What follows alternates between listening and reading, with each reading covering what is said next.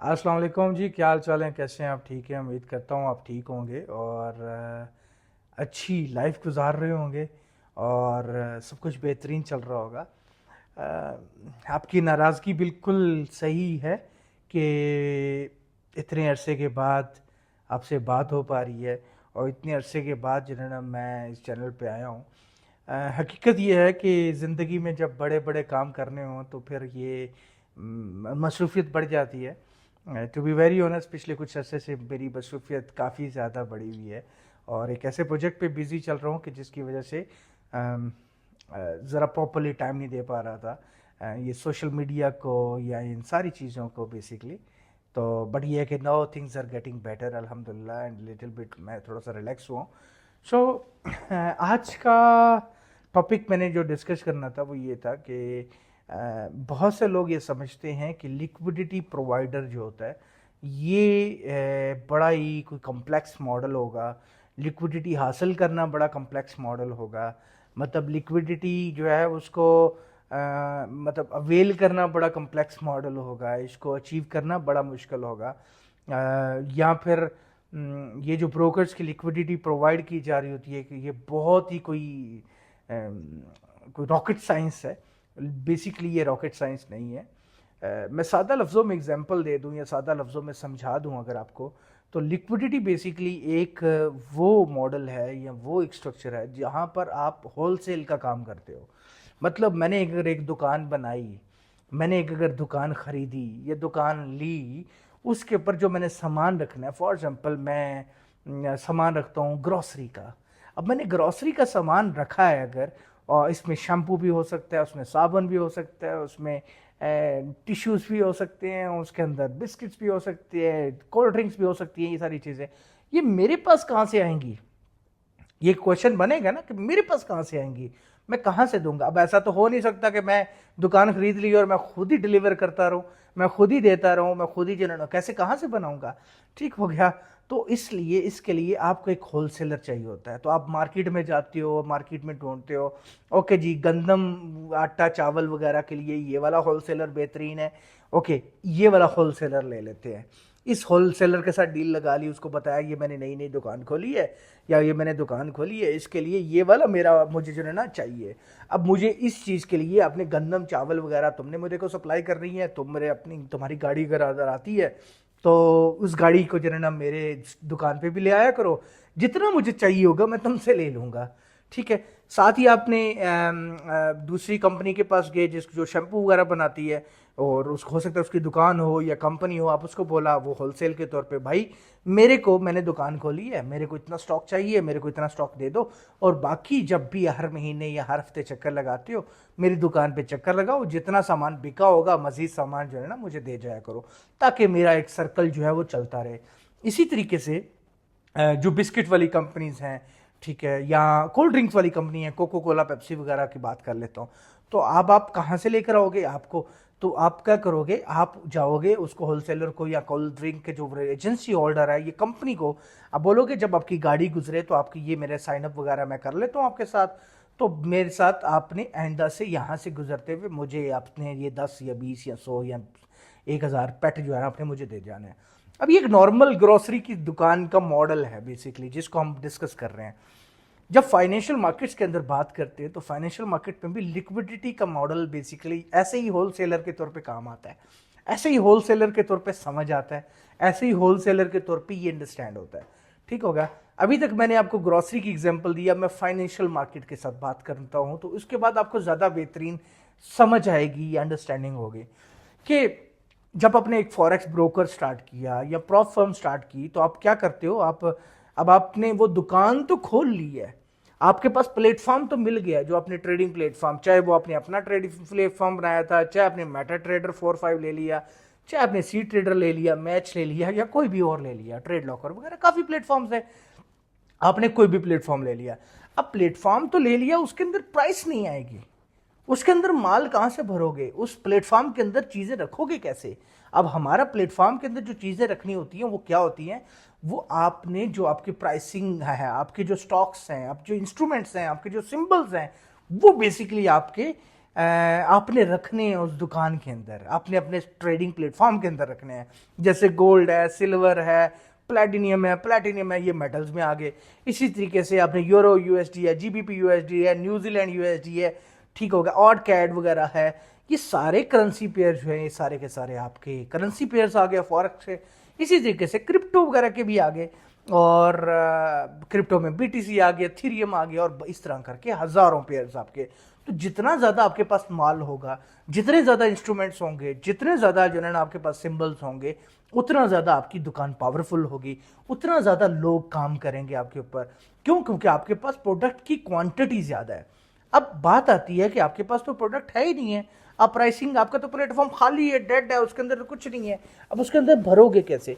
तो अब आप किसी एक होलसेलर के पास जाते हो। जैसे आप होलसेलर के पास जाते हो ना, वो क्या से बोलते हैं, मैंने जो आपको बताया कि जैसे आपने होलसेलर के पास गए दुकान के लिए, ग्रोसरी के लिए, ऐसे ही आप एक होलसेलर के पास जाते हो फॉरेक्स मार्केट के।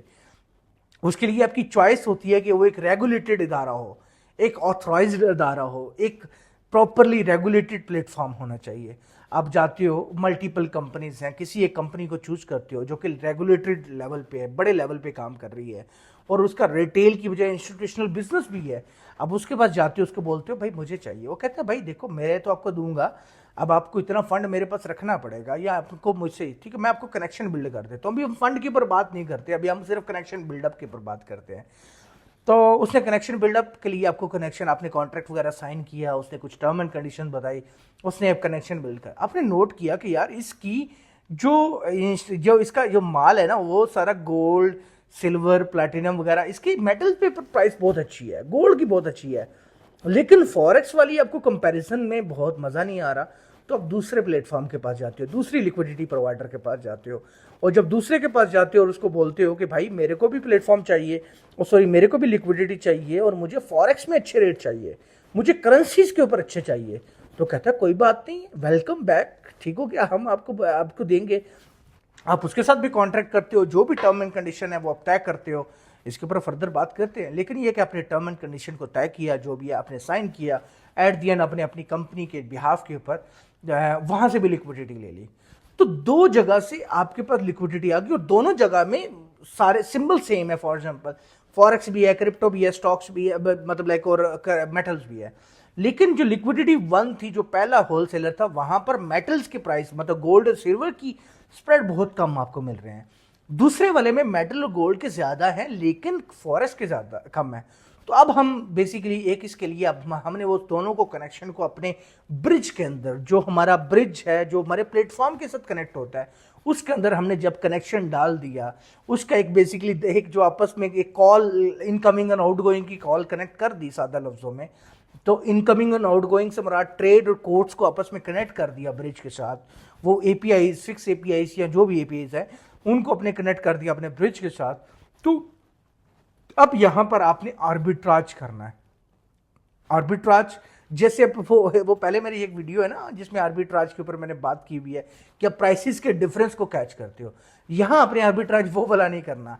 यहां जो आर्बिट्राज करना है, या इसको अंडरस्टैंड करना, वो प्राइसिंग के डिफरेंस की बजाय जो लोवेस्ट प्राइस है वो अपने क्लाइंट को देनी है। इसको हम लोग एग्रीगेशन कहते हैं प्रॉपर ऑफिशियल वर्ड में, एग्रीगेशन ऑफ द लिक्विडिटीज, या एग्रीगेट करना प्राइसिंग को, जो इसका असल वर्ड है। आर्बिट्राज मैंने आपको समझाने के लिए बताया, ठीक है। तो आपने एग्रीगेट किया। एग्रीगेट का मतलब यह है कि अब दोनों लिक्विडिटीज एक ही प्लेटफॉर्म में कनेक्टेड है। जिसकी प्राइस, जिसका स्प्रेड कम होगा, आपने कनेक्शन बिल्ड कर दिया, उसका स्प्रेड, उसकी प्राइस आगे चली जाएगी, उस पर मार्कअप आपका लग कर चला जाएगा, ठीक है।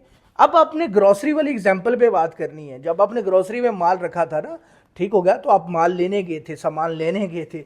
इसी तरीके से जब आप इधर आए ना, तो यहाँ पर आने के बाद जब अपने फाइनेंशियल मार्केट्स के अंदर काम करना शुरू किया, आपने लिक्विडिटी ले ली, तो अब क्योंकि आपने कनेक्ट कर दिया अपने ब्रिज के साथ, और ब्रिज आपका कनेक्टेड है ट्रेडिंग प्लेटफॉर्म के साथ, तो लॉजिकली क्या हुआ कि एक कनेक्शन जो आपस में बन गया, वो बेसिकली अब आपका होलसेलर आपके साथ कनेक्ट हो गया, आपके ब्रिज के साथ, और आपका ब्रिज आपके ट्रेडिंग प्लेटफॉर्म से कनेक्ट हो गया, और ट्रेडिंग प्लेटफॉर्म बेसिकली आपके रिटेल ट्रेडर के साथ कनेक्टेड हुआ है। तो ये पूरा फ्लो तैयार है। अब जो एक बंदा रिटेल ट्रेडर अपनी ट्रेड ओपन करने जाता है, तो एग्जांपल देता हूं, मैं हूं for example is a retail trader, एक नया ट्रेडर के तौर पे आता हूं, मैंने आपके अकाउंट पे साइन अप किया, मैंने डिपॉजिट कर दिया।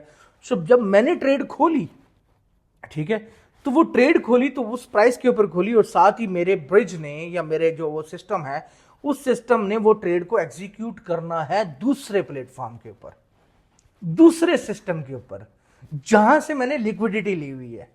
ठीक है, अब यहां तक आपको बहुत सादा सिंपल बेसिक चीजों में मैंने आपको समझाया है, अंडरस्टैंड करने की कोशिश की है। इसके बाद हम बात करते हैं थोड़ा सा मजीद, अब जरा वो आगे की। अब फर्ज करें आपके पास पहले से 1000 लॉट बाय में खड़ी है, ठीक हो गया।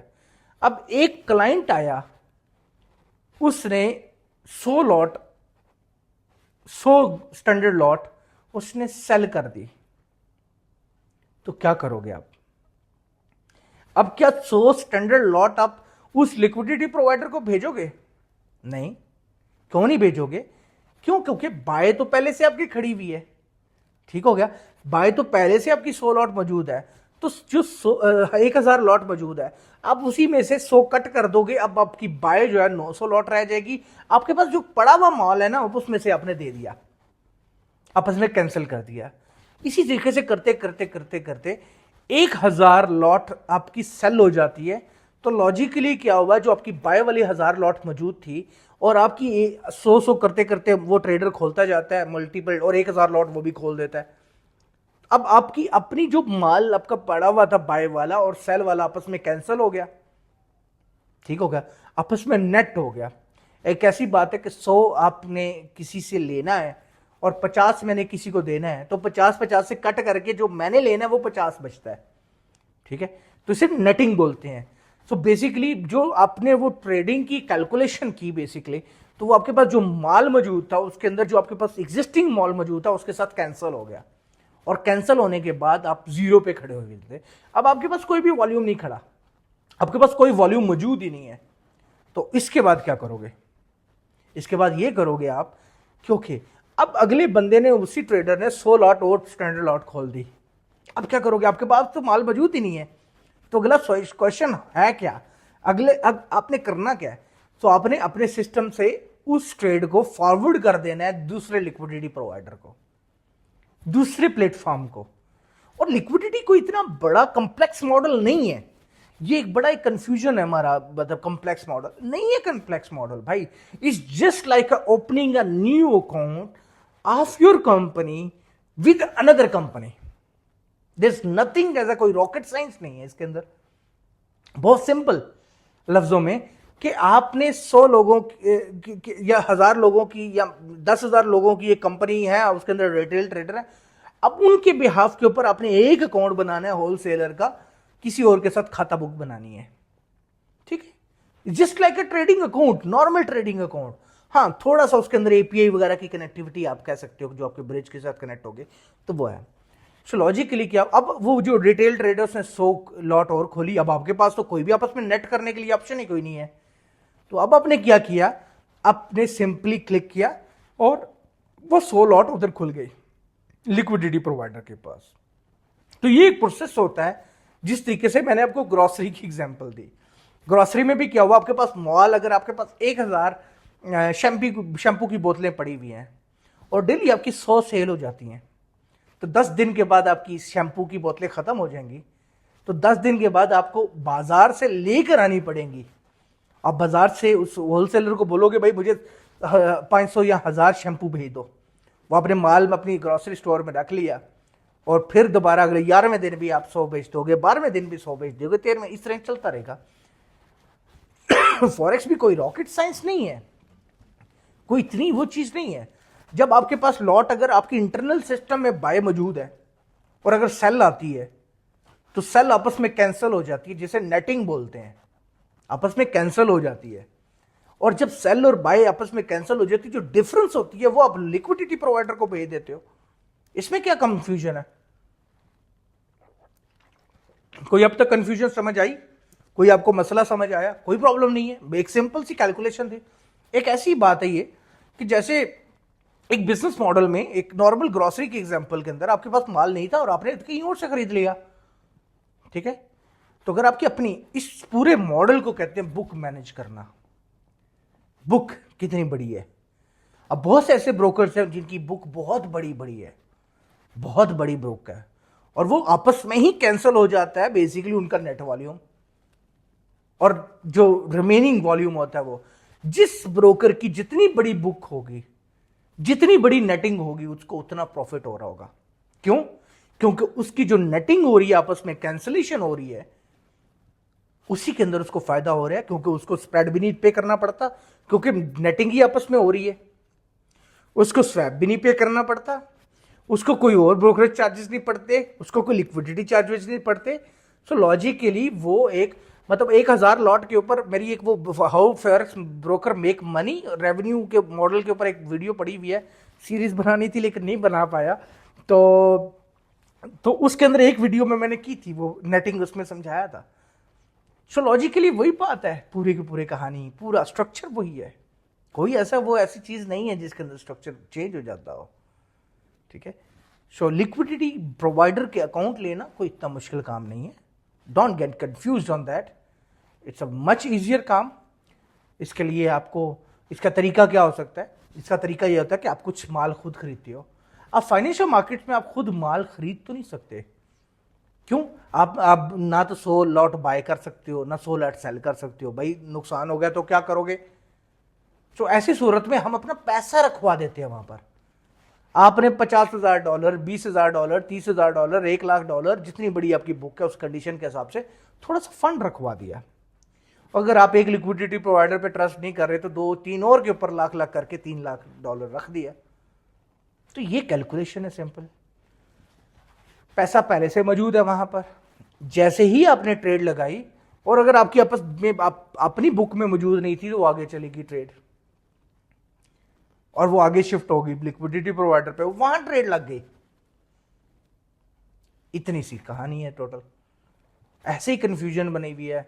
हम अगर, भाई अब मुझे एक चीज बताएं, एक नॉर्मल आप अपनी ट्रेड शिफ्ट करने का ये प्रोसेस जो जिसको फॉलो कर रहे हैं, ठीक है, उसमें कोई गलत बात तो नहीं है, नॉर्मल चीज है।